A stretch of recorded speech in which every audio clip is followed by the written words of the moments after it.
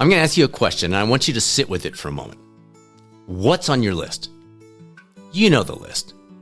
The one you mentally rehearse every January. Maybe you've written it down. Things like lose the weight, read more books, spend less time on the phone, get in shape. You know, goals, resolutions. Call it whatever you want. And then here's the real question. How did this year's list go? Or last year's, or the year before? If you're like most people, including this guy plenty of times over the years, you started strong, lost momentum somewhere around late January, early February, and quietly filed that list away until the next round of fresh resolves showed up the following January. Rinse and repeat. What if the problem isn't your willpower or your follow-through? What if the problem is the list itself? I'm Dr. Brad Cooper, co-founder of Catalyst Coaching 360, the nation's premier provider of personalized, board-certified health, wellness, and performance coaching, founded way back in 2007. And my PhD work looked at this concept of goals. I'm also your fellow traveler on this journey through life's second half. As I move into my 60s, I'm convinced that we represent one of the most valuable untapped resources on earth if we're willing to step into the possibilities. So that's what we're here for. And I'm grateful to have you along for the ride. So let's talk about these goals, specifically why I walked away from them and what I found on the other side that might be beneficial to you. And I'll start by being totally upfront, slightly embarrassing as I look back, but goals were my centerpiece. As a teenager, one of my favorite gifts, and I'm not exaggerating this for the podcast, this is real. My dad would get this calendar from one of his client partners every year, and he wasn't going to use it, so he'd give it to me as a gift. And I think at first he did it as kind of a joke, and then he realized it was one of my favorite things. I would take that thing after Christmas, and I'd sit in my room, and I'd get all organized, and I'd put all my goals down, and hours. You think that's bad? Early in our marriage, I created a spreadsheet of goals that I put on my mirror so I could check on them every single day above my bathroom sink. Every day. And yes, Susanna might have had a few thoughts and certainly strengthened her eye muscles with all the eye rolling she did. Goals were central to my career as a physical therapist. I traveled nationally to speak on this subject, wrote a 20-year column for the American Physical Therapy Association, often built around that concept. And then we launched Catalyst Coaching in 2007, where goals were central to my strategy, my identity, and frankly, in many ways, my livelihood. And then I discovered something that changed everything. A clear personal vision is far more powerful than simple goals. Goals still can play a supporting role, absolutely. But for those looking to make the most of their personal and professional lives, the vision is the real lever. And here's the part that surprised me most. When the vision is clear, when you've got that dialed in, any meaningful goals essentially achieve themselves. Shakespeare's Hamlet famously asked, to be or not to be? It is indeed the question. Who am I? Who am I becoming? Am I fully living? Or am I simply busying myself checking boxes like the ones hanging on my mirror early in our marriage? That deeper question, will I courageously choose to be and not simply do, has to be driven from within. We can't force it on others, and we won't find it by following the list of shoulds imposed by those around us or a long list of goals hanging on that mirror. And yet, especially as the calendar flips, or maybe now as we're approaching mid-year, we default almost immediately to a different question, to do or not to do. Goals, resolutions, shoulds. What if instead we leaned into the who rather than the what? Author David Brooks put it plainly. For many, the big choices in life aren't really choices. They're quicksand. You just sink into the place you happen to be standing. We all know that feeling. The days blur together, the dreams quietly fade, and eventually we look up wondering how we got so far from where we imagined we'd be at this point. A clear personal vision lifts us out of that muck and creates a participatory, personalized path forward, one aligned with who we actually are and the person we're becoming. Paul Tillich, someone I've mentioned before on the podcast, one of my all-time favorite writers, in his book, The Courage to Be, cuts right to the heart of it. He says, the self, which has become a matter of calculation and management, has ceased to be a self. It has become a thing. You must participate, and by participating, you change it. Goals focus on the first. A clear vision creates the second. Now, if you're sitting there going, okay, I'm with you, Brad, but it's a little abstract for me. Well, you've done this before. Think about the last time you went, I don't know, house hunting or apartment shopping or planned a vacation or prepared for a wedding or some other big event. You created a vivid picture in your mind of what it would look like.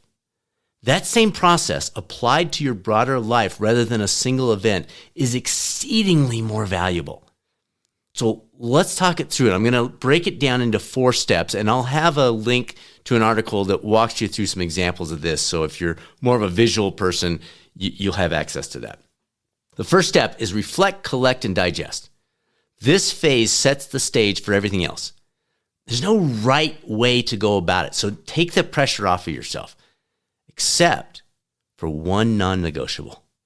You have to create the space for it to happen. Suzanne and I have scheduled intentional time away from work, away from electronics, all other distractions for about 12, 13 years for this purpose. But reflection can happen on a hike, a park bench, a paddleboard, anywhere that gives you room to think deeply about who you are and who you're becoming. This is where you begin to notice the heart sparks, those precious moments when you find yourself thinking, ooh, this. Collect those sparks, write them down. Don't rush it.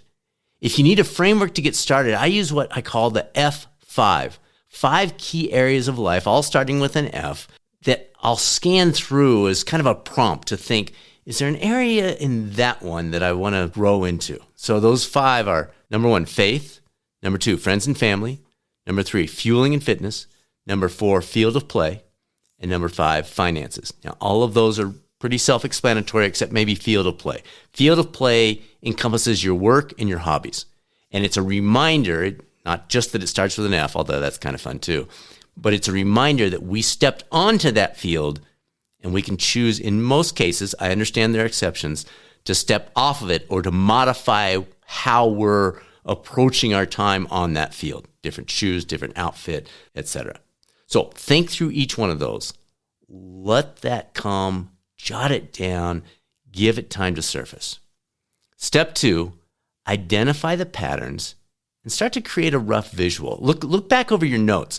Maybe there's words, phrases, song lyrics, things from movies that popped into your mind, verses, images you see. What patterns are there? Which ideas resonate at first, but then after you look back in your journal, you go, I don't think that's it.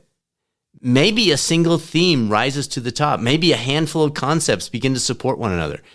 Maybe you land on a phrase. You might sketch something out. Again, no right answer, and you're not being great on this. This is for you. First time I ever did this, back in 2012, was a few minutes worth of sketches from our daughter Danielle on a tablet. We were driving the car. She was playing around with the tablet and doing some fun things with it. I said, hey, could you just do a little thing that says 6 words? Treasure this moment, optimize the next. She's like, sure. And I still have that. That was my vision for that first year. Super simple, super straightforward, nothing fancy, but it was me. It was mine. It played a meaningful role in helping me grow into that version of who I was becoming. Step 3 is simmer, tweak, rinse, and repeat. So you're going to print it out, look at it, and when I say print it out, maybe it still exists in your journal, but you're letting the rough edges round off naturally. I've gone from scribbled journals to PowerPoint to Canva, and obviously AI makes this fun now. You can combine those. The one I did this year was a combination of those things. Whatever helps you bring it to life. Again, this is for you. The medium matters far less than the meaning that comes with it. you're going to find it's fun to have that visual. But the real value here is the process of working towards that. Step 4, live it out. Place it where you'll see it regularly. I'll use this as a wallpaper on my phone for a while. I keep a framed copy on the shelf just above my computer screen. Don't wait for January. Do it now. Bring it to life. But before you even get to the living it out part, pause and appreciate what I just mentioned. It's the process where the significant growth happens. It's that reflection and the development, not just having the end product. So don't rush to the end product and miss out on the real value. Now, while others are comparing resolutions and lists of goals, you can smile, picture your vision, and know that any meaningful goals are organically coming to fruition in its wake. You, my friend, have discovered the courage, not simply to do, but to truly be. Thanks for joining me here on the Not Done Yet podcast. Before I jump into your prompts for this week, I just want to say thank you. Thanks for joining me on this journey.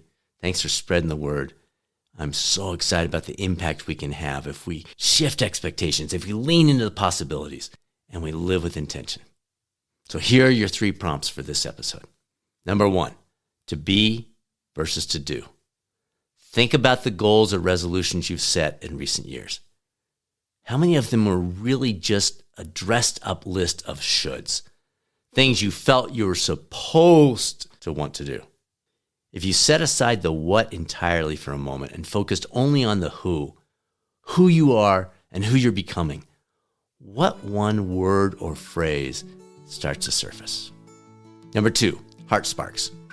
In the past year, maybe the past month or week, when did you experience one of those moments where something inside of you said, this?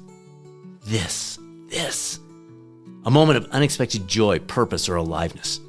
Did you notice it? Did you write it down? What would it look like to start paying closer attention and gathering those and collecting those moments and treating them as data points for your vision moving forward?